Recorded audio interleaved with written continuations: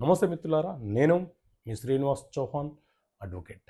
మిత్రులారా, భర్త ఒక ప్రభుత్వ ఉద్యోగి అయితే భర్త తన తదనంతరము వచ్చే బెనిఫిట్లు ఏవైతే ఉన్నాయో ఆ బెనిఫిట్లు తన భార్య పొందకూడదని వీలునామా రాయడానికి అవకాశం ఉంటుందా?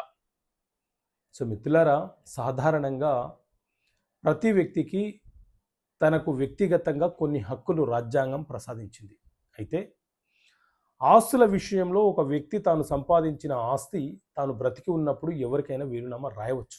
అయితే ఒకవేళ ఒక వ్యక్తి ఒక ప్రభుత్వ ఉద్యోగియో లేకపోతే ఏదైనా ఒక సంస్థలో ఉద్యోగిగా ఉన్నప్పుడు ఇతని తదనంతరం వచ్చే బెనిఫిట్స్ ఏవైతే ఉన్నాయో ఆ బెనిఫిట్లు తన యొక్క భార్యకు చెందకూడదు అని రాయడానికి అవకాశం లేదు.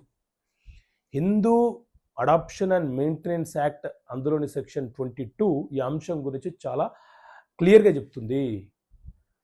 భార్యకు వచ్చే భరణము, మనోవర్తి, ఇతర భర్తకు సంబంధించిన బెనిఫిట్లు ఏవైతే ఉన్నాయో ఆమెకు దక్కకూడదని రాసే హక్కు ఆ భర్తకు కూడా ఉండదు అన్న అంశాన్ని చాలా స్పష్టంగా ఆ సెక్షన్ 22లో పేర్కొనడం జరిగింది. ఎందుకంటే భార్యాభర్తలిద్దరూ కూడా ఒక వివాహ బంధం ద్వారా ఒకటైన వారు.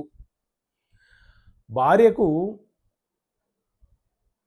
భర్త యొక్క వారసత్వపు ఆస్తిలో హక్కులుండవు, భర్త సంపాదించిన ఆస్తిలోనూ హక్కులుండవు. కానీ ఆమె తదనంతరము ఆమె మొదటి లీగలేర్ అవుతుంది కాబట్టి అనువంశికంగా ఆమె పేరు మీదనే ముందు రిజిస్ట్రేషన్ అవుతుంది. ఆ తర్వాత వాళ్ళకు సంతానం ఉంటే ఆ సంతానం ఆ పిల్లలకు ఆస్తి సంక్రమిస్తుంది. భర్త యొక్క వారసత్వంగా వచ్చిన ఆస్తి లేకపోతే భర్త నుంచి వచ్చిన ఆస్తి పిల్లలకు తెలియకుండా ఈ భార్య అమ్మడానికి అవకాశం ఉండదు, బహుమతి ఇవ్వడానికి అవకాశం ఉండదు. ఎందుకంటే ఆ ప్రాపర్టీకి ఆమె అబ్సల్యూట్ ఓనర్ కాదు.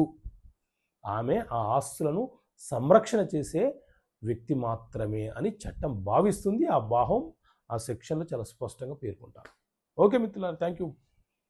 జై హింద్.